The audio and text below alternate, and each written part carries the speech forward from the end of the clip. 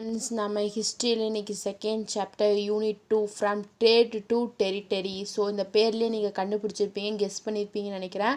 அதாவது வந்துட்டு trade பண்ணுறக்காக other countries வந்து நம்ம இந்தியாவுக்குள்ளே வந்துட்டு எப்படி வந்துட்டு டெரிட்டரினா பிரதேசம், அதாவது ட்ரேட் பண்ணுறக்காக வந்து எப்படி வந்துட்டு அவங்க பிரதேசங்கள், அதாவது கண்ட்ரிஸை வந்து நம்ம கண்ட்ரியை வந்து ரூல் பண்ணாங்க அப்படிங்கிறத வந்துட்டு இந்த சாப்டர் அதான் சொல்கிறாங்க. ஃப்ரம் ட்ரேட் டு கண்ட்ரி, அதாவது வர்த்தகத்திலிருந்து பிரதேசம் அப்படின்னு சொல்கிறாங்க. ஸோ இந்த சாப்டர் வந்து கொஞ்சம் இன்ட்ரெஸ்டிங்காகவும் ரொம்ப போர் அடிக்காமல் ரொம்ப இன்ட்ரெஸ்டிங்காக இருக்கும். ஸோ இந்த சாப்டர் தான் இன்றைக்கி பார்க்க போகிறோம். Unit number 2 from trade to territory. So இதோட லேர்னிங் ஆப்ஜெக்டிவ்ஸ் என்னென்னு சொல்லிட்டு ஃபஸ்ட்டு பார்த்தலாம். To know the rise of political power in English East India company. So English East India company எல்லாத்துக்கும் தெரிஞ்சிருக்கும். அவங்களோட பொலிட்டிக்கல் பவர் வந்துட்டு எப்படி வந்துட்டு ரைஸ் ஆச்சு, எப்படி வந்துட்டு அதிகமாச்சு. To know the events and the impact of battle of Plassey and Buxar. அதாவது ஈவெண்ட், அதாவது battle of Plassey and battle of Buxar வந்து என்ன காரணத்தினால் நடந்தது, அதோட இம்பேக்ட் என்ன, அதோட விளைவுகள் வந்துட்டு என்ன. To know the Carnatic wars and Mysore wars. உங்களுக்கு கேள்விப்பட்டிருப்பீங்க Carnatic war 1, so Carnatic war 2, Mysore war 1, Mysore war 2. So அந்த வார்ஸை பற்றி இந்த சாப்டர் நம்ம பார்க்க போகிறோம். To know the Anglo Maratha war. So Anglo Maratha வாருங்கிறது வந்துட்டு ஒரு போர் தான். ஸோ அதை பற்றி இந்த சாப்டரில் பார்க்குறோம். To understand the growth of colonial army and civilian administration. So colonial army is nothing but other கண்ட்ரியோட ஆர்மி வந்துட்டு எப்படி வந்துட்டு நம்ம இந்தியாவில் வந்துட்டு க்ரோ ஆச்சு அண்ட் அவங்களோட அட்மினிஸ்ட்ரேஷன் வந்துட்டு எப்படி இருந்தது அப்படின்னு பார்க்க போகிறோம். Next to understand the principles of subsidiary alliance and doctrine of lapse. So இந்த ரெண்டு பிரின்சிபிள்ஸை பற்றியும் டீட்டெயிலாக வந்துட்டு இந்த சாப்டரில் நம்ம பார்க்க போகிறோம். ஸோ இன்ட்ரடக்ஷன் பேஜ் நம்பர், இங்கேப்பா உங்களுக்கு பேஜ் நம்பர் இங்கே கொடுத்துருக்காங்க, பேஜ் நம்பர் 11. ஓகேவா. ஸோ ஃபஸ்ட்டு இன்ட்ரொடக்ஷன் பார்க்கும்போது, இந்த 15th century Europe witnessed and era of geographical discoveries through land and sea routes. நம்ம பார்த்தோம் லாஸ்ட் லெசனில். ஸோ ஃபஸ்ட்டு 15th century வந்துட்டு யூரோப்பியன் கண்ட்ரிஸ் தான் வந்துட்டு நம்மளோட இந்தியாவுக்கு வந்துட்டு எது மூலயமா வழியை கண்டுபிடிச்சாங்க, அதான் சொல்கிறாங்க era of geographical discoveries through land and sea routes. அதாவது நில வழியாகவும் கடல் வழியாகவும் இந்தியாவுக்கு வர வழியை வந்துட்டு 15th century யூரோப் வந்துட்டு கண்டுபிடிச்சாங்க. இன் 1498 Vasco da Gama of Portugal discovered a new sea route from Europe to India. நம்ம லாஸ்ட் லெசனில் பார்த்தோம். ஸோ வாஸ்கோ ட காமா அந்த போர்ச்சுகல், அதாவது ஒரு போர்ச்சுகல் ஒரு மேன் தான் வந்துட்டு இந்த வாஸ்கோ ட காமா. அவர் தான் வந்துட்டு 1498 வந்துட்டு இந்தியாவுக்கு, யூரோப்லேருந்து இந்தியாவுக்கு வரக்கூடிய சீ ரூட்டை வந்துட்டு கண்டுபிடிச்சாரு. The main motive behind those discoveries was to maximise profit through the trade and to establish political supremacy. அதாவது அதோட மெயின் மோட்டிவ், அந்த லேண்ட் அந்த ரூட்டை கண்டுபிடிச்சி வந்ததோட மெயின் மோட்டிவ் என்ன, முக்கியமான நோக்கம் என்னென்னா டிஸ்கவரிஸ், அதாவது those discoveries was to maximise the profit through the trade. அவங்க வந்துட்டு நம்ம நாட்டில் பண்ணக்கூடிய வர்த்தகம், அதாவது ட்ரேடு மூலயமா அவங்களுக்கு வந்து ப்ராஃபிட் பார்க்கறக்காகவும் அண்ட் பொலிட்டிக்கல் சுப்ரமசி, அவங்களோட பவர், நம்மளோட இந்தியாவோட பவர் வந்துட்டு அவங்க கைக்கு வந்து நம்மளை ரூல் பண்ணுறக்காகவும் தான். அதோட முக்கிய இந்த காரணத்துக்காக தான் வந்துட்டு அவங்க வந்துட்டு ஒரு நியூ சீ ரூட்டை கண்டுபிடிச்சு நம்ம இந்தியாவுக்கு வந்துட்டு வந்தாங்க. The rule of East India company in India became the effective after the conquest of Bengal. So English ஈஸ்ட் இந்தியாவோட கம்பெனியோட ரூல் வந்துட்டு நம்ம இந்தியாவில் வந்துட்டு எப்போ வந்துட்டு எஃபெக்டிவ் ரொம்ப பவர்ஃபுல்லாக மாறுச்சு அப்படின்னா பெங்காலை வந்துட்டு அவங்க கேப்சர் பண்ணதுக்கு அப்புறம் தான். The main interest of the company in India was territorial and commercial expansion. So அவங்களோட மெயின் இன்ட்ரெஸ்ட், அதாவது அந்த கம்பெனியோட மெயின் இன்ட்ரெஸ்ட் வந்து இந்தியாவில் என்னென்னா டெரிஷியல் அண்ட் கமர்ஷியல் எக்ஸ்பென்ஷன். அவங்களோட டெரிட்டரியாகவும் நம்மளோட நாடுகள், நம்மளோட டிஸ்ட்ரிக்ஸையும் அவங்களோட கமர்ஷியல், அவங்க பண்ணக்கூடிய ட்ரேடை வந்துட்டு எக்ஸ்பேண்ட் பண்ணுறதா அவங்களோட மெயின் மோட்டிவாக இருந்தது. ஸோ இதை வந்துட்டு இன்ட்ரடக்ஷன் வந்து சொல்கிறாங்க. Next establishment of political power by English East India company. So எப்படி வந்துட்டு பொலிட்டிக்கல் பவர் வந்துட்டு அவங்க எஸ்டாப்ளிஷ் பண்ணாங்க அந்த இங்கிலீஷ் ஈஸ்ட் இந்தியா கம்பெனி மூலமாக. ஃபஸ்ட்டு உங்களுக்கு கொடுத்துருக்கேன்னா battle of Plassey 1757. So battle of பிளாஸேங்கிறது ஒன்றும் இல்லை, பிளாஸேங்கிறது வந்துட்டு ஒரு பிளேஸு, பேட்டில்னால் தெரியும் வார், போர் அப்படின்னு சொல்லுவோம். அதை சொல்கிறேங்க. Alivardi Khan the nawab of Bengal died in 1756. So நவாபோட கிங், அதாவது பெங்காலோட நவாப்னா கிங்கு தான் வந்துட்டு யாருன்னா அல்வார்தி கானுங்கிறவர். அவர் வந்துட்டு 1756 வந்துட்டு இறந்து போகிறாரு. And his grandson Sirajud Daulah ascended the throne of Bengal. அவருக்கு அப்புறம் அவரோட கிராண்ட் சன்னா பேரப்புலன்னு சொல்லுவாங்களா, அவர் தான் யாருன்னா சிராஜுத் தௌலா. அவர் தான் வந்துட்டு நெக்ஸ்ட் கிங்காக வந்துட்டு நெக்ஸ்ட் நவாபா வந்துட்டு இந்த பெங்காலுக்கு வந்துட்டு முடிசூடப்படுறாரு. The British taking advantage of the new nawab's weakness and unpopularity seized the power. அதாவது வந்துட்டு இந்த பிரிட்டிஷ் பீப்புள் என்ன பண்ணுறாங்கன்னா, இந்த நவாபோட இந்த புதுசாக வந்தோட நவாபோட வீக்னஸை தெரிஞ்சுக்கிட்டு அவர்கிட்ட இருந்துட்டு சீஸ் பண்ணிடுறாங்க, பவரை வந்துட்டு சீஸ் பண்ணிடுறாங்க. So Sirajud Daulah decide to teach them, British தெம்முங்க வந்துட்டு பிரிட்டிஷை குடிக்குது, a lesson by attacking over their political settlement of Calcutta. அதாவது வந்துட்டு அதனால வந்துட்டு சிராஜுத் தௌலக் அந்த கிங்குக்கு வந்து அந்த நவாபுக்கு வந்துட்டு ரொம்பவே கோவம் வந்துடுது. ஸோ அவர் என்ன பண்ணுறாருன்னா, இந்த பிரிட்டிஷ் பீப்புளுக்கு ஒரு பாடம் போகட்டணும், ஒரு லெசனை வந்து நம்ம சொல்லிக் கொடுக்கணும் அப்படிங்கிறக்காக அவர் என்ன பண்ணுறாருன்னா political settlement of Calcutta. So இந்த பிரிட்டிஷ் ஈஸ்ட் இந்தியா கம்பெனியோட ஒரு பிளேஸ் தான் கேல்கட்டா, அதை வந்துட்டு நம்ம வந்துட்டு கான்கர் பண்ணிடணும், நம்ம அட்டாக் பண்ணணும் அப்படின்னு அவர் நினைக்கிறாரு. த நவாப் capture the factory at Qasem பஜார். அதே மாதிரி வந்துட்டு அந்த நவாப் வந்துட்டு கசிம் பஜாரில் இருக்கக்கூடிய அவங்களோட ஃபேக்ட்ரி வந்துட்டு கேப்சர் பண்ணிடுறாரு, கான்கர் பண்ணிடுறாரு. On 20th June 1756 Fort William surrendered but Robert Clive recovered Calcutta. So அந்த 20th June 1756 வந்துட்டு ஃபோர்ட் வில்லியம் வந்துட்டு அந்த ஃபோர்ட் வில்லியங்கிற ஒரு பிளேஸு அதை வந்துட்டு சரண்டர் பண்ணிடுறாங்க. ஆனால் வந்துட்டு இந்த ராபர்ட் கிளைவ், அதாவது இவர் ஒரு பிரிட்டிஷ் பீப்புள், அவர் வந்துட்டு அதை கொடுத்துட்டு கேல்கட்டாவை வந்துட்டு ரெக்கவர் பண்ணிடுறாரு. On 9th February 1757, Treaty of Aligarh was signed where Sirajud Dowlah conceded. அதாவது 9th February 1757 ட்ரீட்டி ஆஃப் அலிகார்ங்கிற ஒரு ஒப்பந்தம் வந்துட்டு சைன் பண்ணுறாங்க. அது யார் சைன் பண்ணுறாங்கன்னா, சிராஜுத் டவுலக்கும் consider practically all his claim. கன்சிடர்னா வந்துட்டு அவர் ஒத்துக்கிறாரு, அவங்க என்னதான் கிளைம் பண்ணுறாங்களோ அதுக்கு எல்லா கண்டிஷனுக்கும் அவர் வந்து ஒத்துக்கிறாரு. British then capture the Chandernagore the French settlement on March 1757.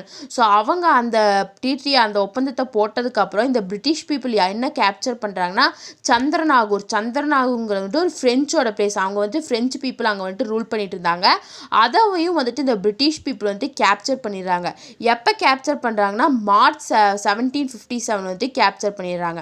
The battle of Plassey took place between the British East India Company and the nawab of Bengal and his French allies. அதாவது வந்துட்டு நெக்ஸ்ட் பேட்டில், அந்த பேட்டில் ஆஃப் பிளேஸே எப்போ தொடங்குது அப்படின்னா, battle of பிளேஸே வந்துட்டு எப்போ தொடங்குதுன்னா, இந்த பிரிட்டிஷ் ஈஸ்ட் இந்தியா கம்பெனிக்கும் நவாப் ஆஃப் பெங்காலுக்கும், ஸோ இந்த ஃப்ரெஞ்சுக்காரங்க, அதாவது வந்துட்டு நவாப் அந்த சிராஜுத் டவுலர்கிட்ட இருந்தால் அவரோட நாட்டையும் வந்துட்டு இந்த பிரிட்டிஷ் பீப்புள் எடுத்துக்கிட்டாங்க, அதே மாதிரி ஃப்ரெஞ்ச் பீப்புள் கிட்ட இருந்து இந்த சந்திரநாகூரை வந்துட்டு அவங்க எடுத்துக்கிட்டாங்க. ஸோ என்ன ஆகுதுன்னா, இந்த நவாப் ஆஃப் பெங்கால் அந்த பெங்காலோட கிங்கும் சிராஜுத் டவுலக்கும் இந்த ஃப்ரெஞ்ச் பீப்புள் வந்துட்டு கூட்டணி ரெண்டு பேரும் ஒன்றா சேர்ந்து இந்த பிரிட்டிஷ் ஈஸ்ட் இந்தியா கம்பெனி மேலே வார் பண்ணுறாங்க. அந்த வார் தான் வந்துட்டு, அந்த பேட்டில் தான் என்ன சொல்கிறோம், பேட்டில் ஆஃப் பிளாஸேன்னு சொல்கிறோம்.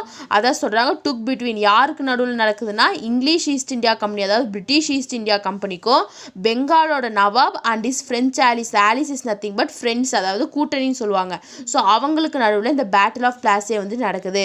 It was fought on 23rd June 1757. இது எந்த இயரில் நடக்குது, 1757 23rd June வந்துட்டு இந்த பேட்டில் வந்துட்டு நடக்குது. The English East India Company forces and under Robert Clive defeated the forces of Sirajud Daulah. So இந்த இங்கிலீஷ் ஈஸ்ட் இந்தியா கம்பெனியோட ஃபோர்ஸை வந்துட்டு யார் ஹெட் பண்ணுறா, யார் தலைமை தாங்குறாங்கிறனா வந்துட்டு ராபர்ட் கிளைவுங்கிற ஒரு பர்சன் வந்துட்டு தலைமை தாங்குறாரு. ஸோ அவங்க வந்துட்டு இந்த சிராஜுத் டவுலக்கோட ஃபோர்ஸஸ் வந்துட்டு டிஃபீட் பண்ணிடுறாங்க. After the collapse of Bengal the company gained a huge amount of wealth from the treasury of Bengal. தோத்ததுக்கு அப்புறம் இந்த கம்பெனி வந்துட்டு கெயின் பண்ணுறாங்க, பெங்காலில் இருக்கக்கூடிய ட்ரெஷரி வந்துட்டு நிறையா வந்துட்டு பெங்காலில் இருக்கக்கூடிய வெல்த்தை வந்துட்டு இவங்க கெயின் பண்ணிக்கிறாங்க.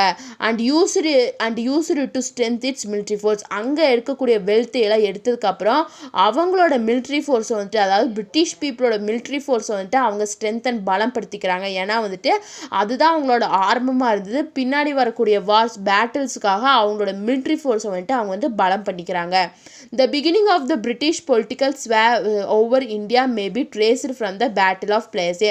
அதாவது பொலிட்டிக்கல் சேவைனா அவங்களோட ஆதிக்கம், பொலிட்டிக்கலாக அவங்களோட அரசியலாக அவங்களோட ஆதிக்கம் வந்துட்டு காரணமாக இருக்குது. இந்த பேட்டில் ஆஃப் பிளாஸே வந்துட்டு ஒரு பிகினிங், ஒரு ஸ்டார்டிங் பாயிண்ட்டாக இருந்தது.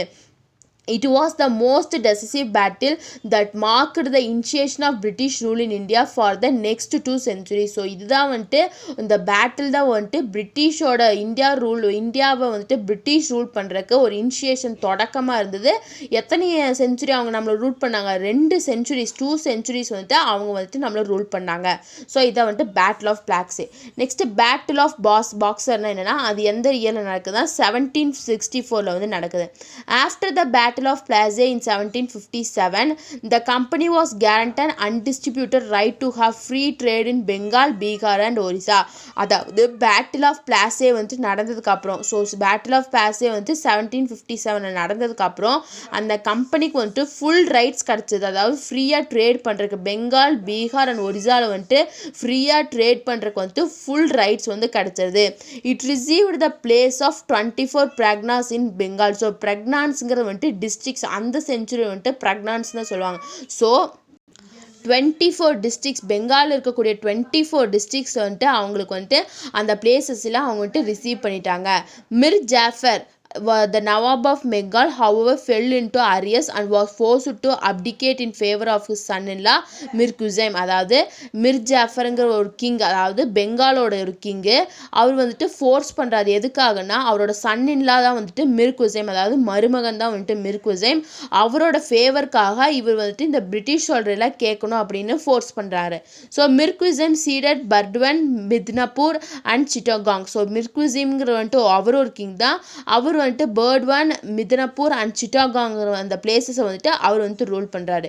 He shifted his capital from Murshidabad to Monghyr. So அவரோட கேபிட்டலை வந்துட்டு முஷிரிபேடாங்கிற இதிலிருந்து மாங்கியர் அப்படிங்கிற அந்த கேபிட்டலுக்கு வந்துட்டு மாற்றிடுறாரு. So Mir Qasim's son revolted as he was angry with the British for misusing the dastaks. அதாவது வந்துட்டு மிர்குசியம் வந்துட்டு சீக்கிரமாக அந்த பிரிட்டிஷ் பீப்புளுக்கு எகெயின்ஸ்டாக வந்துட்டு பிரிட்டிஷ் பீப்புள் மேலே ரொம்பவே கோபம் வந்தது. எதுக்குன்னா சில மிஸ்யூஸ் பண்ணிக்கிறாங்க. அவங்க இவர் வந்துட்டு என்ன பிரிட்டிஷ் பீப்புள் வந்துட்டு இந்த மிர் குசைம் கிட்ட என்ன சொல்கிறாரு அப்படின்னா, நீங்கள் இப்படி எங்களுக்கு ஹெல்ப் பண்ணால் உங்களோட பீப்புள்ஸ்லாம் வந்துட்டு ரொம்ப நல்லா இருப்பாங்கன்னு சொல்கிறாங்க. ஆனால் எல்லா வேலையும் அவங்க முடிச்ச பிறகு இந்த மிர் குசைம் வந்துட்டு பிரிட்டிஷுக்கு கொடுத்த எல்லா இதையும் வந்துட்டு அவங்க மிஸ்யூஸ் பண்ண ஆரம்பிக்கிறாங்க. ஸோ வந்துட்டு இந்த கிங்குக்கு வந்துட்டு இவங்க மேலே கோபம் வந்தது. However, having been defeated by the British, he fell to Awadh where he formed a confederacy with Siraj-ud-Dawla and Shah Alam. அதாவது வந்துட்டு எப்படி இவர் இப்போ பேட்டில் பண்ணி அவர் வந்துட்டு பிரிட்டிஷ் வந்துட்டு இவர் வந்துட்டு டிஃபீட் பண்ணிடுறாங்க, தோற்கடிச்சிடுறாங்க. அதுக்கப்புறம் இவர் எங்கே போகிறாருன்னா அவாத் அப்படிங்கிற ஒரு பிளேஸுக்கு போகிறாரு.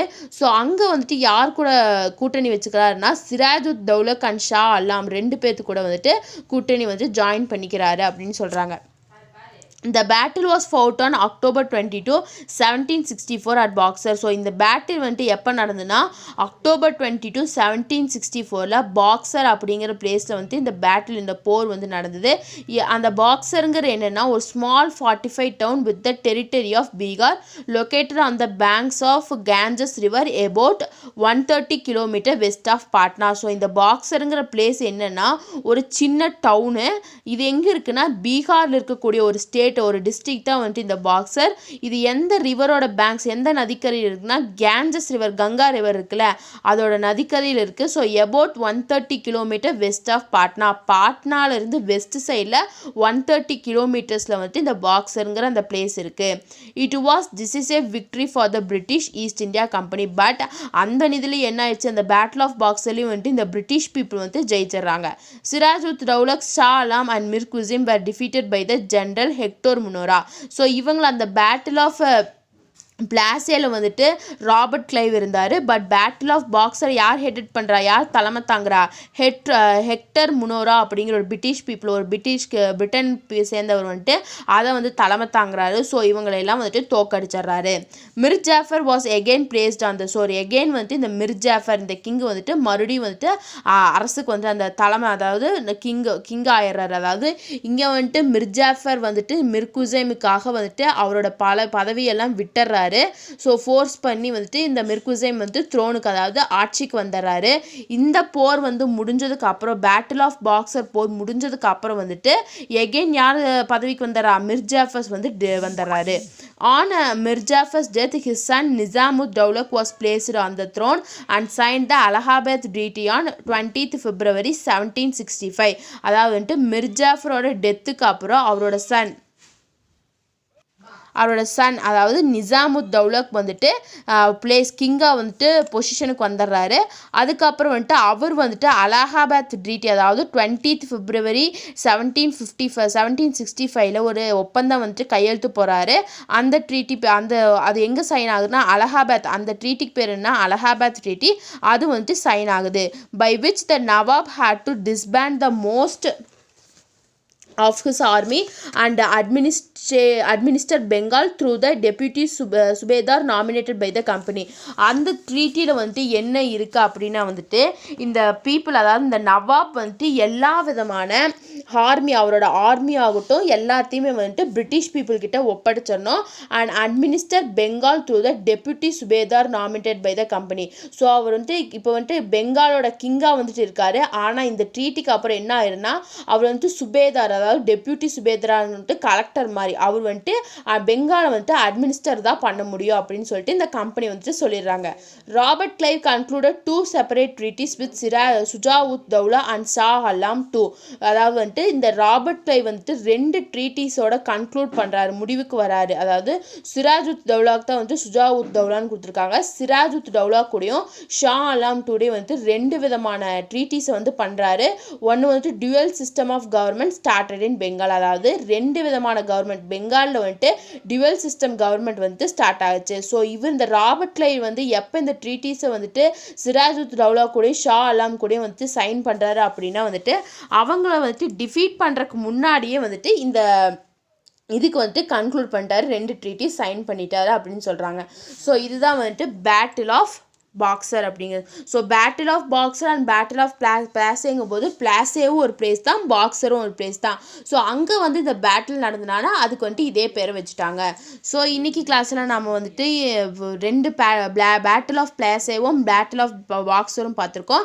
நெக்ஸ்ட் கிளாஸில் நம்ம வந்துட்டு கர்நாடிக் வார்ஸ்னால் என்னன்னு சொல்லி பார்க்கலாம். பாருங்கள், கர்நாடிக் வார்ஸ் வந்து 3 கர்நாடிக் வார் இருக்குது. First Carnatic war, second Carnatic war, third Carnatic வார்.